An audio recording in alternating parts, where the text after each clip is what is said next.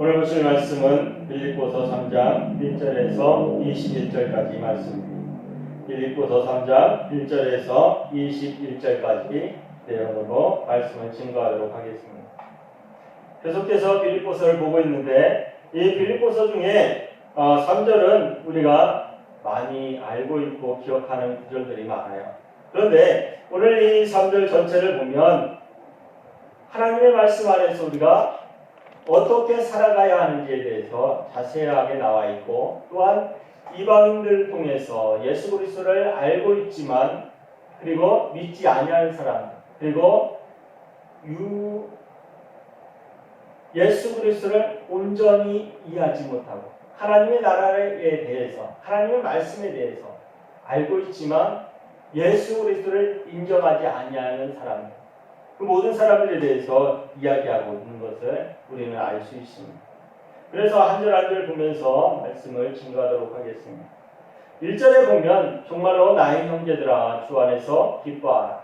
너희가 같은 말을 쓰는 것이 내게는 수고로움이 없고 너희에게는 안전합니다. 우리에게 있어서 계속해서 기뻐하라고 하는 바울의 이야기를 들을 수 있어요. 바울이 무슨 말을 쓸 때마다, 한 구절 한 구절 쓸 때마다 2장에서도 마찬가지로 기뻐하라는 얘기를 많이 해요. 또 3절에서도 마찬가지, 3장에서도 마찬가지로 기뻐하라는 이야기를 해요. 그러면서 조금 이상한 것이 뭐냐면 수고로움이 없고 너희에게는 안전하니라 라는 말이 있어요. 안전하다 하는 것은 무엇을 뜻할까? 그래서 제가 본문을 찾아봤는데 안전하다라는 그 뜻은 비틀거리다, 넘어지지 않다라는 의미를 갖고 있더라고요. 우리에게 있어서 우리가 그럴 때에 안전하다 그런 것은 어려움으로부터 무슨 외압으로부터 우리가 안전하게 거할 때에 안전하다는 말을 쓰는데 오늘 본문을 자세히 보면, 원문을 자세히 찾아보면 넘어지지 않게 하라라는 의미가 있어요.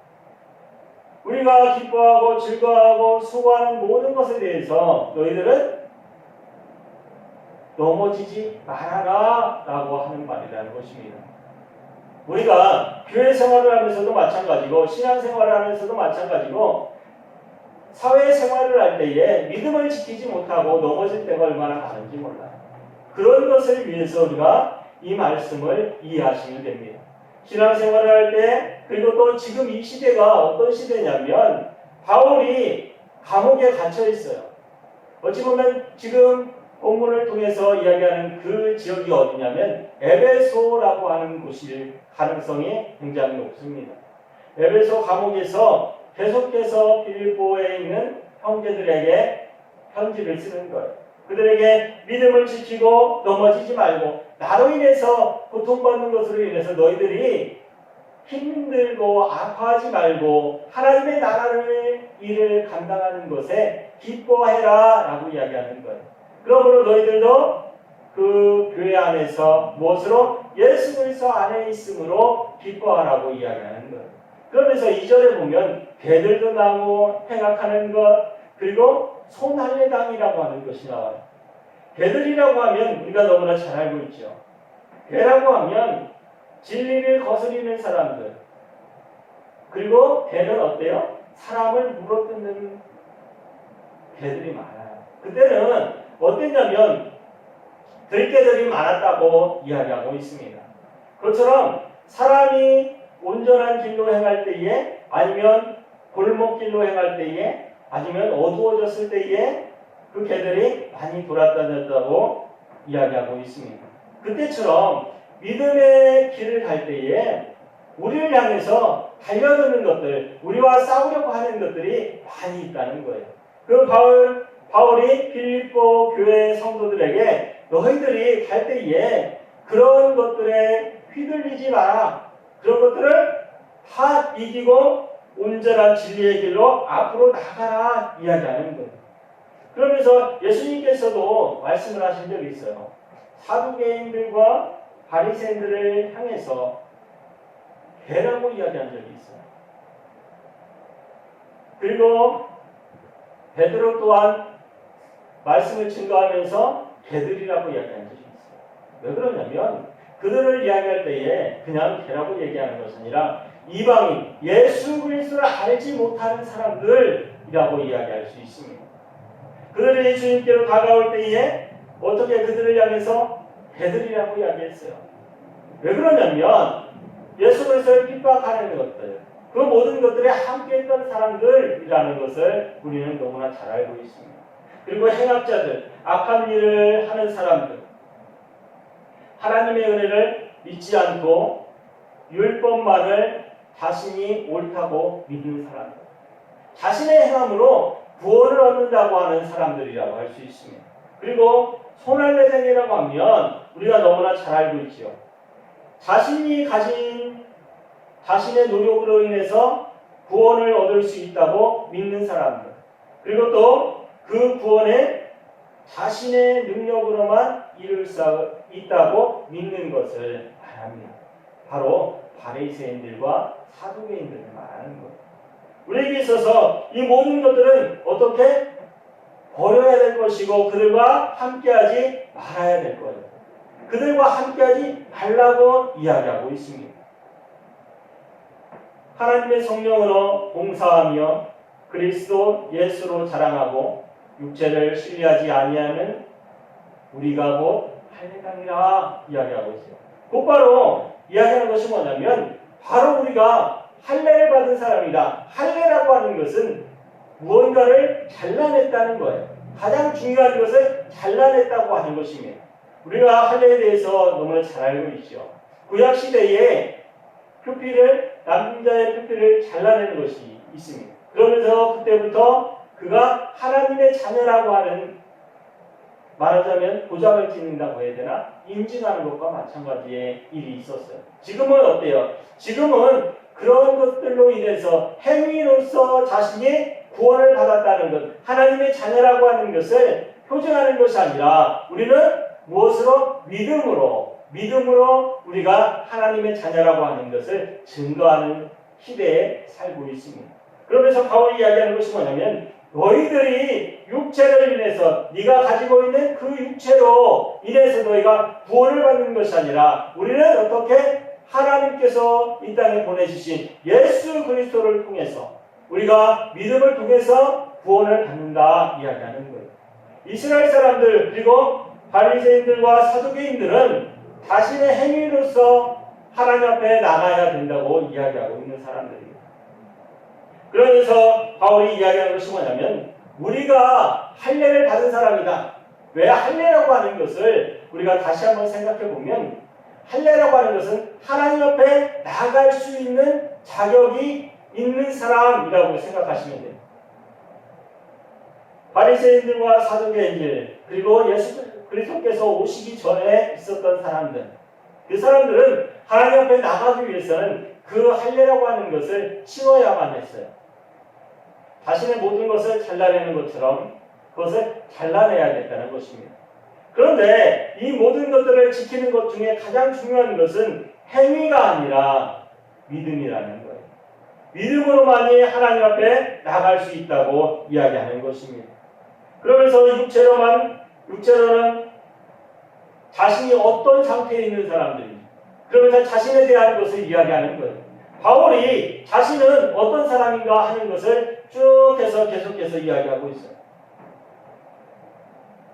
4절에서부터 5절, 6절, 7절, 8절에 이르기까지 계속해서 자신이 어떤 사람인가, 자신을 육체적으로 봤을 때에 어떤 사람인가 하는 것을 이야기하고 있다는 거예요. 그러면서 자신이 바리새인이요, 그리고 나은 지 8일 만에 할례를 받은 사람이요, 또 베냐민 지파요, 히브리인 중에 히브리인이라고 이야기하고 있어요. 그러면서 율법으로는 우리가 너무나 잘 알고 있듯이 바리새인이라고 이야기하고 있습니다. 열심으로는 교회를 핍박했고 또한 율법으로는 흠이 없는 사람이다 이야기하고 있어요. 교회를 핍박했던 바울이 어떠한 곳에서 교회를 핍박했냐면 스데반을 우리가 생각할 수 있어요. 스데반이 돌로 맞아서 죽었을 때에 바울이 그곳에 가장 앞에서 서 있었던 사람이에요. 그 사람 앞에, 바울 앞에 자신의 옷을 쌓아뒀습니다. 그의 행위는 뭐냐면 내가 저 사람을 돌로 쳐 죽이는 그 자리에 네가 증인이다 라고 이야기하는 거예요. 증인이 바로 바울이에요. 그렇듯이 자신이 했던 행위를 계속해서 이야기하는 것입니다. 그러면서 자신이 육체적으로는 그리고 또 너희들이 믿고 있는 그 자신의 행위 그것으로는 너희들보다 더 많은 것을 더 많은 열심을 가지고 있었던 사람이라고 이야기하고 있습니다. 그러면서 이야기하는 것이 뭐냐면 그러한 모든 것들이 다 잘못되었다. 다 버려져야 될 것이다 이야기하고 있어요. 그러면서 가장 강하게 이야기하는 것이 뭐냐면 내 배설물로 여긴다 이야기하고 있어요. 그때까지 자기가 했던 일들, 자기가 알고 있는 것, 자신이 육체적으로 지켰던 것, 바리새인들처럼 그리고 또 그 열심, 그 모든 것들이 다 헛된 것이다. 잘못된 것이다 이야기하고 있는 거예요. 그러면서 그것을 배설물로 여긴다. 배설물이라고 하는 것은 다시 돌아오지 않는다는 거예요. 여러분들 너무나 잘 알고 있듯이 어때요? 우리가 볼일 본 다음에 그것이 그걸 귀하게 여기는 사람이 있습니까? 아니요. 그것은 냄새나고 그 더럽고 내 몸에서 나온 것이긴 하지만 그것을 되돌아보면서 그것을 좋아하는 사람은 없을 거예요. 그것을 다 내다 버리거나 다 숨기거나 하지요. 그것처럼 마찬가지로 자신이 가지고 있는 것, 내가 가지고 있던 것들은 너희들이 생각할 때에 너희들이 원하는 것, 너희들이 바라는 것 중에 가장 위에 있었음에도 불구하고 나는 그것을 배설물처럼 다 버렸다. 왜? 예수 그리스도를 만남으로 인해서. 사랑하는 성도 여러분, 예수 그리스도를 만남으로 인해서 우리가 어떻게 변화되어야 돼요? 바울이 얘기했던 것처럼 똑같이 변화될 수 있어야 합니다. 우리도 이 세상에서 일어나는 일들, 어찌 보면 이 세상에서 말하는 것, 배우는 것, 그리고 이 세상에서 옳다고 얘기하는 모든 것들, 우리가 생각할 때에 옳을 수 있어요. 좋을 수 있어요. 하지만 더 좋은 것을 쫓아서 우리는 이곳에 있는 것입니다. 바리새인들이 지키는 것, 예수님께서도 말씀하셨어요. 너희들이 저들처럼 더 하지 아니하면 천국에 가지 못할 거라고 얘기하셨습니다. 그것처럼 모든 것들이 다 나쁜 게 아니라 그 중에서도 더 해야 할 것이 바로 예수 그리스도 앞에 나가는 거예요. 옳은 것을, 더 옳은 것을 쫓아가는 삶을 살아야 한다는 것입니다. 바울이 이곳에서 계속해서 자신이 가졌던 것 다 배설물로 여긴다고 말하고 있지요. 그러나 그 모든 것보다 그것을 버리는 이유에 대해서도 이야기하고 있어요. 왜 내가 이것을 버리느냐? 그 이유에 대해서 이야기하는 것이 뭐냐면 더 귀한 것을 얻기 위하여. 사랑하는 성도 여러분, 우리에게 있어서 더 귀한 것, 내가 가지고 있는 하나의 지식, 그런데 그것을 뛰어넘는 지식이 있다고 생각해 보세요. 그러면 그것을 쫓아가는 것이 옳은 거예요. 옛날에 우리가 핸드폰을 생각할 때에 한번 생각해 보세요. 휴대폰 어땠어요? 크고 굉장히 무거웠어요. 그런데 그것보다 더 좋은 것, 요즘은 스마트폰이 나왔으니까 그것보다 훨씬 좋죠. 그런데 그 좋은 것을 쫓아서 살아가는 것이 당연한 이치예요. 그럼에도 불구하고 그러한 것을 이해하지 못하고 깨닫지 못하는 사람들이 얼마나 많은지 몰라요. 제가 이런 비유를 들어서 죄송한데 핸드폰이나 스마트폰 비유를 들었는데 사랑하는 성도 여러분, 옳은 것을 쫓아가는 것은 잘못된 것이 아니라는 것을 잊지 마시기 바랍니다. 바리새인들과 사두개인들, 그들이 예수 그리스도가 오시기 전까지는 그들의 삶이 옳았어요. 그것이 이 세상에서 사는 사람들과 비해서는 옳은 길이었습니다. 그러나 예수 그리스도께서 오셨을 때에 그 이후의 시간은 그것은 잘못된 것이 되어버린 것입니다. 왜? 하나님의 약속에 인치심이 전혀 다른 것이기 때문에 그렇다고 해서 구약시대에 나왔던 것들이 다 잘못됐다고 얘기하는 것이 아니에요. 말하자면 구약에 있던 모든 것들, 구약을 지키며 살았던 것들, 그런 행위들, 그 모든 것들이 하나같이 다 잘못됐다는 것이 아니에요. 그런 것들을 위해 누가 예수 그리스도께서 오심으로 인해서 예수 그리스도를 섬기는 것이 당연함에도 불구하고 그것을 받아들이지 못하는 사람들에게 하는 말이라고 할 수 있습니다. 사랑하는 성도 여러분, 지금의 믿음 생활도 마찬가지일지 몰라요. 믿음 생활을 올바로 바라보고 살아가는 사람들, 온전히 지키려고 노력하는 사람들, 그 사람들을 쫓아가는 것이 옳은 거예요. 내 생각만, 내 의지만, 내가 갖고 있는 신앙관만을 가지고 모든 사람들에게 이야기할 수 없다는 이야기라고 할 수 있습니다. 올바른 것이 뭘까? 하나님의 말씀 속에서 올바른 걸 찾아야 돼요. 지금 사회생활 속에서도 올바로 가는 길을 찾아야 합니다. 그 찾는 길이 뭐냐? 예수 그리스도를 쫓아 살아가는 거예요. 바울이 이야기하는 것이 뭐냐면 바리새인들과 사두개인들이 와서 빌립보 교회를 이야기합니다. 그것은 잘못된 거야. 너희들도 할례를 받고 너희들도 하나님의 말씀을 쫓아서 살아가는 것이 옳아. 그리고 그렇게 행동하는 것이 옳아 이야기할 때에 바울은 너희들은 예수 그리스도를 믿는 믿음으로 이기고 올바로 서라고 이야기하는 거예요. 12절에 보면 자신이 무엇을 쫓아서 계속해서 예수 그리스도 앞으로 달려나가는 것에 대해서 이야기하고 있습니다. 지금까지 내가 믿음을 지켰는데 지금까지 내가 고난을 받고 예수 그리스도를 증거하는 일에서 매를 맞기도 하고 어디 가서 감옥에 갇히기도 하고 죽을 고비를 많이 넘겼는데도 불구하고 나는 누구를 쫓아서 예수 그리스도를 쫓아서 지금도 달려가고 있다고 이야기하고 있어요. 쫓아가고 있다고 이야기하고 있습니다. 믿음이라고 하는 것은 그 자리에 정지되어 있는 것이 아니라는 거예요. 내가 옛날 것만을 기억하고 내가 옛날에 이랬는데 나는 이제 쉴 거야 하는 것이 아니라 내가 옛날에 이랬으면 그것은 옛날로 그냥 지나가는 거예요. 지금 내가 어떠한 믿음을 가지고 어떠한 생각으로 믿음 생활을 하고 있는지 그리고 내가 어떠한 경주를 하고 있는지 생각해야 한다는 것입니다. 지금 시간에 지금 이 순간에 믿음이 바로 온전한지 아니면 내가 잘못하고 있는지 나를 항상 되돌아봐야 한다는 거예요. 지금 이 시간에 나 또한 예수 그리스도를 향해서 다름질하고 있는지 그 표대를 향해서 달려가고 있는지 아니면 나는 다른 곳으로 가고 있는지 항상 내가 깨어서 나를 돌아봐야 한다는 것입니다. 사랑하는 성도 여러분, 온전한 것을 이루는 것은 그리 쉬운 일이 아니에요. 많은 사람들이 자신이 온전한 것을 이뤘다고 생각할 때가 많아요. 그러나 그 온전한 것은 자신이 생각할 때에 그 시간 그때에 이루어진 것이지 주님이 오시는 그날에 이루어진 것이 아니라는 것을 명심하시기 바랍니다.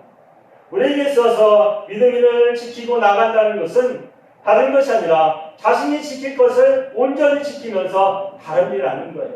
주님이 오시는 그날까지. 우리가 협력해서 선을 이루는 것이 중요합니다. 우리에게 있어서 믿음을 지키는 것, 그리고 협력해서 선을 이루는 것. 그것은 바로 예수 그리스도의 나라를 하나로 그리고 성장시키는 거예요. 우리는 믿음이라고 하는 것, 어떻게 보면 많은 사람들이 믿음을 가지고 있어요. 그러나 그 믿음의 크기는 전혀 달라요. 하지만 그 믿음은 하나입니다. 크기가 다르고 넓이가 다르고 높이가 다르지만 그것은 하나예요. 왜? 예수 그리스도이기 때문에. 사랑하는 성도 여러분, 믿음을 지키며 나갈 수 있길 바랍니다. 바울 빌립보서에서 많은 사람들이 믿음을 잣대 그리고 지금 바울이 처해 있는 상태에 대해서 굉장히 힘들어하고 고통스러워했어요. 그럼에도 불구하고 바울은 계속해서 자신의 믿음을 강조하고 있습니다. 내가 지금 가고 있는 것, 나는 내가 더 나은 것을 향해서, 더 높은 것을 향해서, 더 높은 믿음을 향해서 내가 달려가고 있다. 그러니까 너희들도 어떻게 달려가라. 내 믿음을 본받아서 달려가라. 그리고 우리와 함께하는 이들의 믿음을 본받아서 달려가라. 많은 사람들이 바울의 믿음을 향해서 내가 그렇게 했듯이 너희들도 그렇게 하는 것이 좋아. 이렇게 얘기하는 것만 기억하는 사람들이 많아요. 그러면 그 밑에 구절에 보면 우리들과 같이라는 말이 나와요. 우리들과 같이 디모데와 에바브로 디도가 그때 함께 있었어요. 그들도 믿음의 경주를 하는 사람이라고 이야기하는 거예요. 바울뿐만 아니라 디모데와 에바브로 디도도 똑같이 나처럼 다름질하며 달려가고 있는 사람이다 이야기하고 있어요. 그들처럼 너희들도 똑같이 어떻게 다름질해라. 믿음을 지키기 위해서, 믿음을 증거하기 위해서 너희들도 똑같이 다름질해서 승리하는 그 자리까지, 주님께서 오시는 그날까지 다름질하라고 이야기하고 있어요. 우리에게 있어서 구원이라고 하는 것, 그리고 또 우리에게 있어서 가장 중요하게 여기는 것, 그것이 무엇입니까? 많은 사람들은 자신이 믿음 생활을 하면 이 땅에서 받아야 될 것이 있다고 생각하는 사람들이 많아요. 받으면 좋죠. 그러나 우리는 이 땅에 있다는 이유 하나만으로 뭔가를 받아야 된다면 그것은 바로 구원이라고 하는 거예요. 내가 믿음을 지키는 데 있어서 물질적으로 많이 받을 수도 있고 지식적으로, 명예적으로 많이 받을 수 있어요. 하지만 그것을 위해서 우리가 교회에 나오는 것이고 그것을 위해서 우리가 예배를 드리는 것이 아니라는 거예요. 많은 사람들이 교회에 나오면 무슨 복을 받는다고 이야기하는데 복 받습니다. 그런데 그 복은 이 세상에서 누릴 복이 아니라 어디에서? 하늘나라에서, 주님의 나라에서 누릴 복이라는 거예요. 그 복 중에 가장 중요한 것이 바로 구원입니다. 사랑하는 성도 여러분, 우리에게 있는 구원은 어떤 것입니까? 그 구원에 대해서 우리가 다시 한번 생각해 보아야 합니다. 이 세상에서 있는, 그리고 이 세상에서 기쁨과 즐거움을 누리는 것, 그것을 구원이라고 생각한다면, 그것을 복이라고 생각한다면 다시 한번 생각하세요. 그것은 복이 될 수도 있지만 복이 될 수도 있어요. 믿음을 가진 사람이, 그리고 또 믿음 생활을 하는 데 있어서 물질로 인해서 넘어지는 사람이 얼마나 많이 있습니까? 사랑하는 성도 여러분, 주님 앞에 나왔을 때에 복은 주님을 내가 인정하는 거예요. 구원의 반열에 서는 것입니다. 19절에 보면 마침은 멸망이라고 말해요. 19절에 저희의 마침은 멸망이요 저희의 신은 대요 그 영광은 저희의 부끄러움에 있고 땅의 일을 생각하는지라. 사랑하는 성도 여러분, 땅의 일을 생각하는 사람들, 그 사람들에 대해서는 안 된다고 이야기하고 있는 거예요. 우리가 그의 마침은 멸망이요 또 배는 뭐라고 생각하세요? 배는 말하자면 내 배를 말하는 거예요. 사람 육신의 배. 그것은 바로 쾌락주의를 얘기해요. 쾌락주의. 말하자면 내가 즐거운 것, 내 육신이 즐거운 것을 쫓아 사는 사람들이라고 생각하시면 됩니다. 그리고 또 그 부끄러움은 뭘까? 그것은 벌거벗은 것을 이야기합니다. 땅의 일이라고 하는 것은 물질적이고 본능적이고 세상적인 것을 이야기한다고 생각하시면 됩니다. 이곳에 19절에 우리가 원하고 바라는 모든 것들이 다 있어요. 지금도 내가 원하는 것일 수도 있습니다. 그러나 믿음을 지킨 사람들은 그런 것보다는 어떠한 것? 세상적이지 아니한 것. 구원이라고 하는 것, 어찌 보면 세상에서도 즐겁고 행복하고 내가 기쁘고 즐겁게 살아가는 것, 육신적으로도 행복하고 기쁘게 살아가는 것, 그럴 수 있어요. 하지만 신앙 안에서 믿음이라고 하는 것, 구원이라고 하는 것, 복이라고 하는 것은 세상에서 말하는 것과 전혀 다르다는 것을 잊지 마시기 바랍니다. 내 배를 채우기 위해서, 내가 기쁘기 위해서, 내가 즐겁기 위해서 믿음 생활하는 것이 아니라는 거예요.